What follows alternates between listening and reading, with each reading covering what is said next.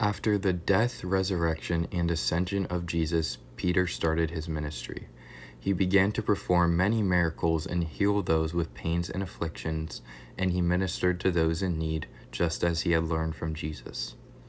Peter traveled throughout the country and decided to go visit the devout followers of Christ who lived in Lydda.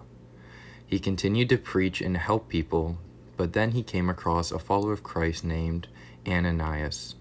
Ananias was paralyzed severely, so he was not able to perform everyday tasks and was confined to his bed for 8 years by the time Peter came to see him. Peter came to see him, and when he came into Ananias' room, he said, "Ananias, Jesus Christ heals you. Get up and roll up your mat." With the Lord on his side, Ananias was healed and immediately stood up from his bed, which he had barely left, and began to move around, all the while thanking Peter and the Lord. All those who lived in Lydda and Sharon heard of the great miracle Peter had performed for the Lord and turned to him and believed in him.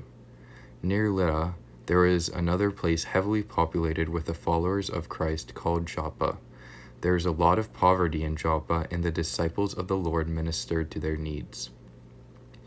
Among these disciples was a woman named Tabitha, or in Greek her name was Dorcas.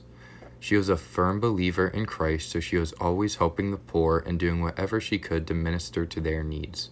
Around the time Peter was in Lydda, she became sick and died, and according to the Jewish custom, her body was washed and placed in a room upstairs until the time came for burial.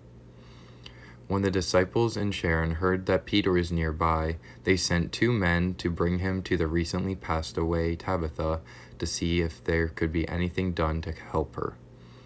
Peter went with them to go see Tabitha, and as soon as he got there, he was sent upstairs to where Tabitha's body lied. Since she did a lot of good in her lifetime, there were many widows who were in the room crying loudly.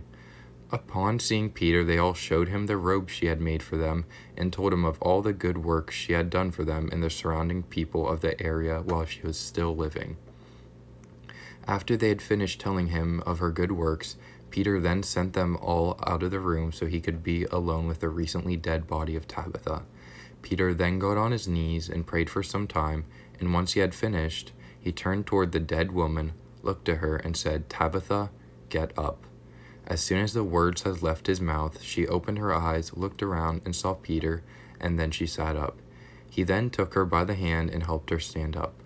Once she had adjusted to being alive again, Peter called for all the believers who were waiting outside and made sure the crying widows were among those who came in to see the new life in Tabitha.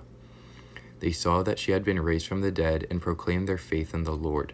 The news of the apostle of Christ Peter raising a woman from the dead spread all around the area like wildfire, making many turn toward the Lord.